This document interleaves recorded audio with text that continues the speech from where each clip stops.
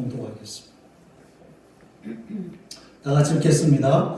그 지경에 목자들이 밖에서 밤에 자기 양떼를 지키더니 주의 사자가 곁에서 오고 주의 영광이 저희를 두루 비추매 크게 무서워하는지라.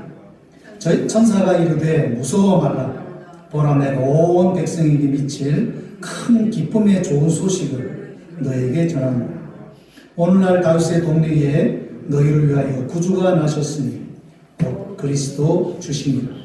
너희가 가서 강보에 쌓여 구유에 누인 아기를 보리니 이것이 너에게 표적이니라 하더니 호련히 허다한 천군이 그 천사와 함께 있어 하나님을 찬송하여 가로되 지극히 높은 곳에서는 하나님께 영광이요 땅에서는 기뻐하심 입은 사람들 중에 평화로가 하니라. 중동에서 양치는 목자에 대한 인상은 별로 좋지 않다고 합니다. 대개 양치는 목자는 그 중동 사람들에게는 떠돌이, 방랑자, 유랑자 혹은 도둑대의 그런 이미지를 갖고 있다고 합니다. 그래서 중동 지역에서 복음을 전할 때 예수님을 선한 목자라고 그렇게 전하면 그 듣는 사람들이 많은 경우 머리를 갸우뚱한대요. 자기들이 생각하는 목자, 목동들은 결코 선하지가 않는데 특히 요한복음 14장 말씀을 통해서 나는 선한 목자라. 그런 메시지가 이 중동에서는 잘 먹히지 않는다는 그런 이야기를 들었어요. 근데 오늘 이 누가 기자는 하나님 아들 구원자 예수님이 이 땅에 아기로 탄생하셨을 때 그 아기 예수님을 첫 번째로 방문한 사람들이 바로 베들레헴 주변의 목자들인 것을 묘사하고 있습니다. 마태복음에도 보면은 만왕의 왕 예수님께서 이 땅에 오셨을 때에 그 누구보다도 환영하고 기뻐해야 할 유대인들, 특별히 그 시대의 종교 지도자나 정치 지도자들은 오히려 유대인의 왕으로 예수님이 태어났다는 소리를 듣고 환영하기는커녕 머리를 맞대고 이 아기 예수를 어떻게 죽이지 반대하고 배척하는 그런 모습을 보이고 있는데 마태 기자는 그럼에도 불구하고 팔레스타인 밖에 사는 동방 지역의 이방인 박사들이 먼 곳에서 물어물어 별을 보고 아기 예수님께 경배하러 오는 그 극명한 대비를 기록하고 있습니다. 앞으로 우리가 여러 군데서 자세하게 살펴보겠지만 이 누가복음에서도 보면은 이 땅에 구원을 위해서 오신 하나님 아들 예수님을 환영하고 그 예수님께로 가까이 오는 그 사람들의 그 다양성을 말하고 있는데 이미 누가복음 1장에서 나이 많은 노부부 사가랴 엘리사벳에게 하나님이 늦둥이를 주신 것을 얘기하고 있어요.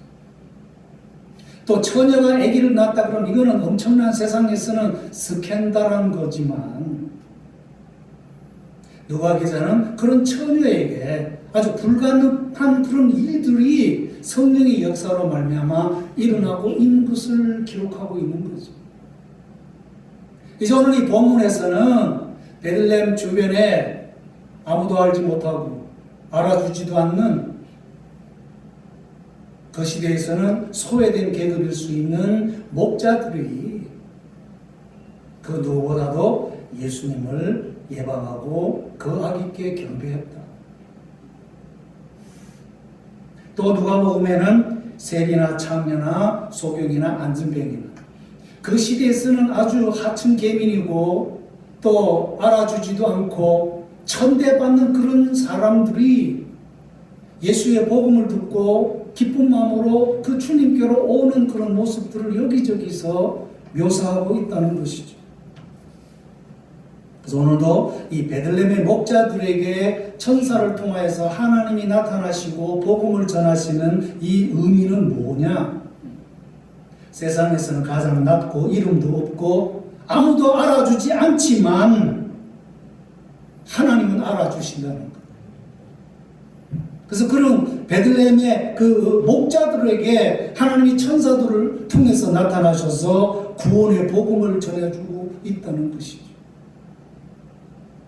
하나님 아들이 태어났으니 이 기쁜 소식을 안고 그 아기 예수께 가서 경배하라. 이것이 하나님의 눈이며 하나님의 마음이라고 하는 것입니다. 오늘 우리는 이 누가복음을 통해서 이 시대에 살아가는 하나님의 백성으로서 하나님의 눈을 닮아가는 사람들이 되어야 되지 않겠느냐. 전통적으로 목축을 하는 유목민 집단들은 고정된 장소나 거처가 없습니다. 늘 푸른 초장과 물을 따라서 움직이는 사람들입니다. 그리고 그런 짐승들을 먹일 그 풀과 물이 마르면은 생활하기가 힘든 거죠.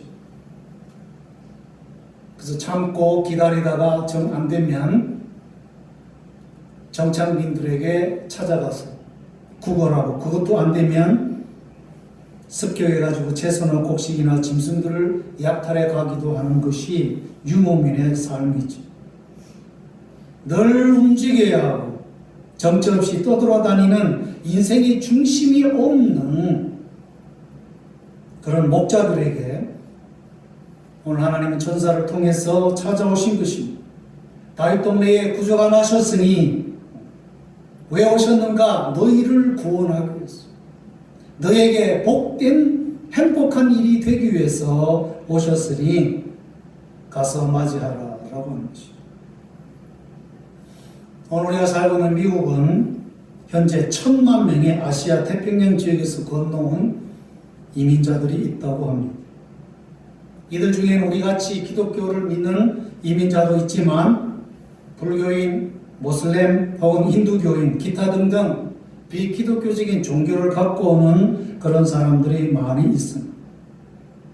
근데 재미있는 사실은 본국에 있을 때는 종교를 갖지도 않았고 관심도 없었던 그런 사람들이 이 새로운 땅 미국에 오면은 갑자기 종교에 대한 열심이 생기고 교회로, 절로, 사원으로 찾아가는 이민자들이 많아진다고 하는 것이죠. 그래서 우리 재미학자들에 의하면 현재 재미 한인의 70% 이상이 한인교회를 다니고 있다. 우리 지역은 20%나 될까요? 어쨌든 이 수치는 비백인, 미국에 살고 있는 이민자들 가운데 가장 높은 수치라고 말하고, 그래서 모두가 다 놀라워하고 있습니다. 일본계 미국 시민이나 중국계 미국 시민들은 보통 가족 중심이나 혹은 지역 중심 혹은 비즈니스 중심의 네트워크를 가지고 있다고 그러죠. 근데 유독 재미 한인 사회만큼은 처음부터 지금까지 가장 강력하고 큰 단체가 바로 교회라고 하는 것이죠.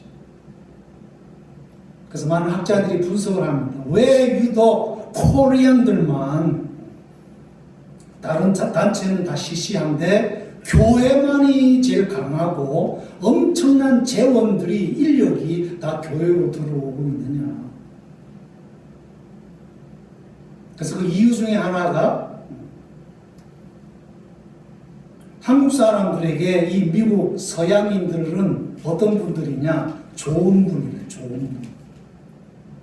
일본 아니지만 중국, 기타 등등 제3세계 나라들은 다 서구 열강의 식민지 통치를 받았는데 유일하게 대한민국만큼은 서양의 지배를 받는 게 아니라 인근 일본의 식민 지배를 받다 보니까 일본 사람들에 대해서는 안 좋은 마음을 갖고 있는데 서양 사람들에 대해서는 좋은 마음을 갖고 있는 거예요. 그래서 고종 왕실부터 어려움이 있을 때에 병자를 고쳐준 그 사람이 누구냐? 미국 개신교 선교사라고 하는 것이죠. 그리고 이 한국 사람들이 미국으로, 하와이로 처음 이민 올 때 누구보다도 그 이민을 도와주고 격려해 준 사람들이 누구예요? 미국 선교사들은. 그리고 하와이 첫 이민 올 때 그 선상에서 그 한인 이민자들이 뭐 했어요? 김이재 전도사님 인도로 그 선상에서 예배를 드린 거예요. 그래서 재미 한인 미국의 이민 처음부터 예배 중심이었고 교회 중심이었다. 그래서 120년 동안 미국에 있는 우리 한인교회는 모든 이민자들의 영적 안식처였고 또 더 나아가서 여러 가지 이민자들의 필요한 사회적인 기능을 해결해주는 센터이기도 했습니다. 이것은 새로운 곳에 오면 많은 사람들이 결국은 종교에 관심을 갖고 종교에 귀의할 수밖에 없는 그런 상황이 이루어진다고 하는 것이죠. 현재 전 세계에 흩어진 이주민 중에서 3대 최대 민족은 1등이 유대인, 2등이 중국인, 그리고 3등이 바로 한국인이라고 합니다. 5대양 6대주에 지금 700만 명 이상의 한인 동포가 전 세계에 흩어져서 살고 있습니다. 조만간에 코리안 디아스포라가 전 세계에 1000만 명, 그러니까 대한민국 인구의 5분의 1이 되는 그런 때가 곧 오지 않겠습니다. 감사한 것은 700만 명 이상 전 세계에 흩어진 한인들 대부분이 어디에 있든지 교회를 다니고 있다는 것. 이것은 아무래도 마지막 시대에 하나님이 열방 구원을 위하여 우리 대한민국 성도들을 온 세계에 흩어지게 한 거 아니냐. 오늘 우리의 이민 자체가 하나님의 놀라운 열방 구원을 위한 뜻이 아니냐. 우리는 생각하지 않을 수가 없는 것입니다. 이제 오늘 우리가 살고 있는 이 미국 이 자체가 거대한 선교지입니다. 현재 미국의 500여 민족이 어울려져 살아가고 있고 전 세계에서 최대 다인종 국가가 되었습니다. 그래서 21세기를 살아가는 우리 크리스찬들에게 하나님 주시는 메시지, 하나님의 눈이 뭐겠습니까? 멀리 가서 복음 전파하려고 하는 것도 좋지만 이제 오늘 우리가 눈만 돌리면 우리 이웃에 다인종이 살고 있다고 합니다.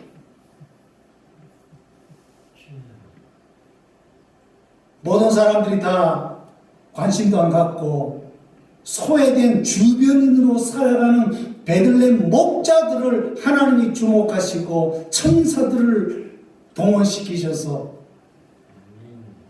너희들에게 평강이 있을지어다.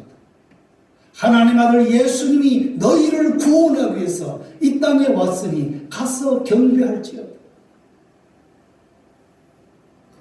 처음에는 놀랬지만 자기들이 있는 그 주변에 캄캄한 그 곳에 하나님의 영광이 임하고 천군 천사들이 찬양을 하고 하나님께는 영광이고 땅에는 예수 그리스도를 믿는 자들에게 그를 기뻐하는 자들에게는 평화가 임할 거라고 하는 이런 메시지를 들으면서 베들레헴의 목자들의 마음속에 어떤 마음이 들었을까요? 와, 여기가 천국이구나. 우리는 소외된 사람들이고 아무도 알아주지 않는다고 생각하는데 하나님이 초자연적인 신비로운 역사들이 오늘 이 들판에서 이루어지고 있구나. 엄청난 위로와 엄청난 감격과 황홀한 마음을 가지고 이 베들레헴의 제자 목자들은 아기 예수님께 경배하러 가지 않았겠는가. 우리 시대의 복음의 우월성과 탁월성은 바로 이런 것 같아요.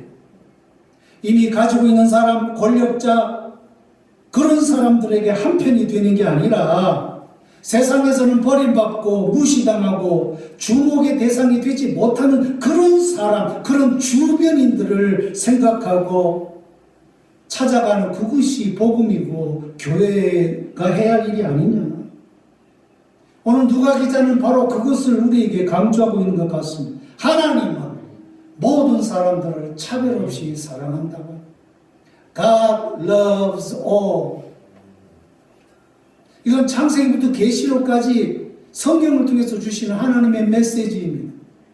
하나님은 모든 사람을 사랑하신다고 합니다.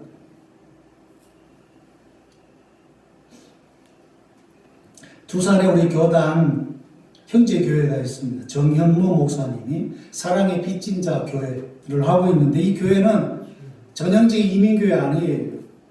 홈리스 피플들을 주로 섬기는 교회입니다. 그래서 한인 성도 한 20명 정도 있고, 그 다음에 50명 정도는 오후 3시에 예배를 드리는데, 주변에 홈리스 피플들이 와가지고 예배를 드리고, 그 중에 미국 한 분이, 백인 한 분이 메케닉인데 20년 동안 이 메케닉으로 자동차 정비하면서 살다가 마약에 손을 대가지고 가정도 다 잃어버리고 그냥 길거리에서 정신없이 살다가 우리 정 목사님을 만난다. 그래서 교회에서 같이 숙식하면서 변화가 된 거예요. 그래가지고 얼마 전에 다른 형제 한 사람을 데리고 우리 집에 왔어요. 제 미니밴이 고장나가지고 3군데 아주 중요한 그거를 1박 2일 동안 우리 집에 살면서 지내면서 다 고쳐주고 그렇게 갔어요. 그래서 지금은 많이 좋아졌어요. 같이 그 홈리스 피플 영어 예배 사역자를 좀 돕고 있다는 이야기를 들었습니다. 뉴욕 할렘가에 흑인 중심 고등학교가 있습니다. 그 교육부에서 가장 꼴찌 학교가 하나 있었는데, 이경진이라고 하는 한국 선생이 들어가가지고 한글 수업을 선택 과목으로 그렇게 학생들에게 가르치기 시작했어요. 근데 한글만 가르치는 게 아니라 한국적인 그 가치, 좋은 것, 특별히 어른에 대한 존경, 또 열심히 공부해서 대학 진학을 함으로 보다 더 나은 삶이 이루어진다고 하는 꿈을 그렇게 심어줬다고 그러죠. 그래서 학생들이 공부 잘할 수 있도록 격리하기 위해서 그 각 학급 반 이름을 뭐 하버드 반, 예일 반, 뭐 코넬 반 이런 식으로. 그리고 한국 문화도 가르치고 또 그 할렘과 빈민 그 길거리를 한국 문화 그런 날로 만들어 가지고 퍼레이드도 하고 떡볶이도 만들어 가지고 주고, 그 다음에 한국하고 자매 결혼을 해가지고 학생들 중에 공부 잘하는 애들 뽑아가지고 한국 여행도 시켜주고. 그래가지고 이 학교가 어떻게 됐느냐, 그 교육부에서 가장 우수한 학교로 바뀌어버립니다. 그래서 오바마 대통령이 자기 연설 때마다 한국식 교육의 그 우수성을 얘기하면서 모델을 바로 그 학교를 예를 들은. 필라델피아 빈민가에 들어가서 수년째 복음을 전하는 목사님이 계십니다. 이름은 이태훈 목사님. 여름에는 학교가 쉬니까 애들이 갈 데가 없는 거예요. 그 애들 다 모아가지고 여름 성경학교 해주고, 또 기술을 가르쳐서 자기들이 뭐든지 해먹을 수 있도록 직업학교 알선을 해주고. 그래서 그 필라델피아 빈민가가 이 한 분 목사님이 들어감으로 말미암아 그곳에 평화가 깃들고 커뮤니티가 변화가 일어나는 그런 이야기를 제가 들었어요.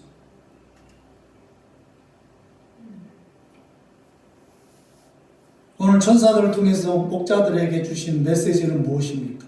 이 하나님 아들 예수님이 앞으로 진정한 하나님께는 영광을 돌리고 그를 믿는 자들에게는 이 땅에서 평화를 심어주는 그런 사람이 될 거라고, 그런 주님이 될 거라고. 그런 메시지를 듣게 되어질 때에 이 베들레헴 목자들의 심령에 엄청난 변화들이 일어나고, 그래서 그분들이 예수님께 와서 경배하고 난 뒤에 돌아가면서 다윗의 동네에 우리를 위한 구원의 복음이 왔다는 사실을 전파하는 전도자가 된 것이죠. 그래서 그 감정을, 그 소리를, 그 신비적인 체험을 본문에 보면 마리아가 가슴속에 깊이 새기게 되더라. 그리고 그 베들레헴의 목자들이 경험한 그 체험을 간직하고 있다가 어떤 경로인지 모르겠지만 오늘 이 누가복음을 기록하는 누가 기자에게 전달해 주는 거죠. 그래서 그 마리아의 전통을 통해서 오늘 이 누가 기자는 예수님 탄생 기사에 이 베들레헴 목자들의 이야기를 지금 싣고 있는 것이죠. 오늘 우리가 살고 있는 이 미국은 좋은 나라이긴 하지만 영원한 나라는 아닙니다. 2000년 전 1000년 동안 존재했던 서로마도 망했습니다. 비잔틴 동로마는 1500년 전도 지탱하다가 결국 모슬렘에게 망했죠. 세상 모든 나라는 결국은 망하게 되어지고 요한계시록 22장에 있는 대로 하나님의 나라만이 영원히 존재하게 될 것입니다. 이전 것은 다 지나갔으니 보라 새 하늘과 새 땅이 보이도록. 우리는 미국에 있으면서 미국을 사랑하고 또 미국에 베풀어 줄 수 있는 모든 베네핏을 누리고 살지만 이 땅에서 사는 동안 진짜 해야 할 일이 무엇입니까? 그것은 예수 그리스도를 믿음으로 늘 우리의 삶 가운데 하나님께 영광 돌리고 이 땅에 머무는 모든 자들에게 예수 그리스도의 진정한 평화, 영적인 평화, 그리고 심령의 평화, 육신의 평화, 관계의 평화, 진정한 샬롬이 이 커뮤니티와 이 땅에 임하도록 예수 그리스도를 믿게 된 베들레헴의 목자를 같이 변화된 삶을 살아가야 되지 않느냐. 이것이 오늘 예수 그리스도를 영접하게 되어지는 베들레헴 목자들이 주시는 영적 교훈인 줄로 믿습니다. 기도하겠습니다. 하나님 아버지, 자신은 아무도 안 알아준다고 하는 주변인으로 떠돌이로 살아갈 수밖에 없는 무익한 삶이라고 생각했는지 모르지만 우리를 구원하기 위해서 이 땅에 오신 하나님 아들 예수 그리스도 탄생에 대한 그 복된 소식을 듣고 베들레헴의 목자들은 감격했고 기뻐했고 자기들도 하나님 나라의 일원이라는 것을 새롭게 깨닫게 되어짐으로 말미암아 남은 엿새는 하나님께는 영광이고 땅에는 기뻐하는 자들에게 주시는 평화를 선포하는 예수 그리스도의 사람이 된 것을 생각하면서 하나님 오늘도 우리도 이 땅에 주변인으로 왔습니다. 이민자로 왔습니다마는 주눅들지 않게 해주시고 지금도 아시안들을 혐오하는 그런 슬픈 일들이 미국에서도 조차 일어나고 있지만 우리는 이런 것에 굴하지 않고 이 땅에 살지만 하나님께 속한 영원한 백성으로 당당한 그런 마음을 가지고 누구를 만나든지 복음을 전하고 예수 그리스도의 탁월한 그 복음의 가치를 전하는 하나님의 백성들이 되게 해주셔서 이 땅에 진정한 예수 그리스도의 샬롬 평화가 임하도록 늘 기도하고 실천하는 하나님의 백성의 삶이 되어지도록 축복하여 주시옵소서. 예수님의 이름으로 기도하옵나이다. 아멘.